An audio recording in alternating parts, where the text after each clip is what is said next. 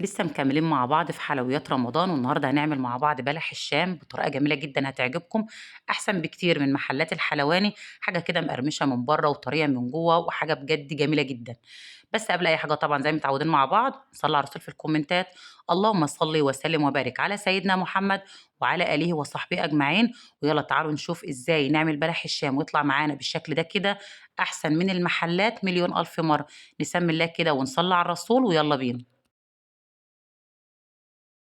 هترفعي كده طاسة على النار فيها كوباية من المية، وهتنزلي عليها بخمس معالق كبار من الزيت، ومعلقة كبيرة من السكر، وحاجة كده يعني على طرف المعلقة ملح، حوالي أقل من ربع معلقة ملح.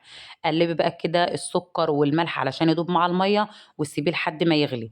مجرد ما يغلي معانا هتنزلي بكوبايتين اتنين من الدقيق، وعليهم معلقة كبيرة من النشا. والنشا هنا هتخلي لك بلح الشام مقرمش من بره وطري من جوه. أهم حاجة بعد إضافة الدقيق والنشا إنك تهدي النار، وبعد كده قلبي بقى لحد ما الدقيق يختفي معانا. وكمان الميه ما تسيبهاش تغلي كتير عشان ما تقلش. زي ما اتفقنا النار بتاعتك تكون هاديه، وقلبي بقى لحد ما الدقيق بتاعنا يختفي. هتنزلي بالدقيق ده كده في بايركس او في صينيه لحد ما درجه الحراره بتاعته تهدى شويه. مجرد بقى ما درجه الحراره بتاعت بلح الشام بتاعتنا كده تهدى وايدك تقدر تتحملها، حاولي كده انك تعجنيه دقيقتين ثلاثه. بعد كده عندي 3 حبات من البيض، عليهم طبعا فانيليا، وربع معلقه من الخل. هنزل بيهم بيضه بيضه. هنزل كده بأول بيضة وهعجنها، لما تختفي هنزل بالبيضة التانية. مجرد ما تعجني البيضة كده وتختفي هتنزلي باللي بعدها، وهكذا لحد ما تخلصي ال3 بيضات اللي عندك. أهم حاجة بعد إضافة البيضة الأخيرة دي، اعجني في العجينة دي كده من 6 ل7 دقايق عشان تديكي نتيجة حلوة. وقوام عجينة بلح الشام بيبقى بالمنظر ده كده، مش عجينة ناشفة قوي ومش سايلة قوي. هو ده القوام المطلوب لعجينة بلح الشام. تمام كده.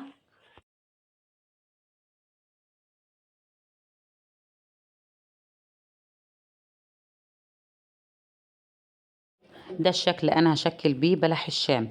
كمان الافضل طبعا ان انت تستخدمي الكيس الحلواني القماش علشان يستحمل معاكي. كمان بلح الشام بيتشكل في زيت بارد، يعني انا كده بشكل بلح الشام والطاسه بتاعتي مش على البوتاجاز. بلح الشام بيتشكل في زيت بارد. كمان ما تمليش الطاسه بتاعتك قوي، يعني حاولي كده الكميه اللي تكون في الطاسه بسيطه. وانت اللي بتتحكمي في طول بلح الشام عندك، عاوزاه بقى طويل عاوزاه ميني براحتك. تمام. يبقى حاجتين اتنين، ما تمليش الطاسه عندك قوي. كمان بلح الشام بينزل في زيت بارد.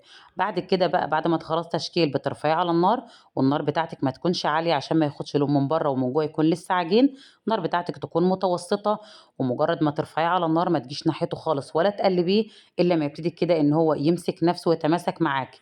في المرحله دي بقى ابتدي قلبي براحتك، لكن طول ما هو بالشكل ده كده لسه ما تحركش في اي حاجه، ما تقلبوش ولا تيجي ناحيته الا ما تلاقيه تماسك وبقى بالشكل ده كده. قلبي بقى فيه براحتك لحد ما ياخد معاكي كده لون ذهبي حلو. انا بحب اطلعه غامق شويه لانه بيفتح درجه او درجتين لسه في الشربات. تمام. انا بحب اللون ده كده علشان لسه يفتح معايا في الشربات. وعلشان تكملي تشكيل باقي الكمية اللي عندك لازم تسيبي الزيت لحد ما يبرد خالص، وبعد كده ترجعي تكملي باقي الكمية اللي عندك. تمام. يعني بعد ما تخلصي كده تسيبي الزيت لحد ما يهدى خالص ويبرد، وكملي تشكيل. وبرده ترفعيه على نار متوسطة، ما تقلبوش ولا تيجي ناحيته الا لما يبتدي يتماسك. قلبي بقى براحتك كده لحد ما ياخد لون حلو. وحاولي تطلعيه غامق يعني شوية مش كتير، علشان بيفتح معاكي في الشربات.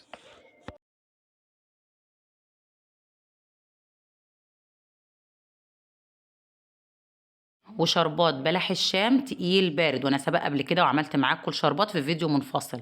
اللي ما حضروش شربات بلح الشام، كوبايتين اتنين من السكر عليهم كوبايتين اتنين من الميه، معلقه كبيره من عسل الجلوكوز وممكن تستبدليها بعسل نحل، عصره نص ليمونه. ارفعيه على النار يغلي معاكي لمده 7 دقايق وتسيبيه لحد ما يبرد خالص.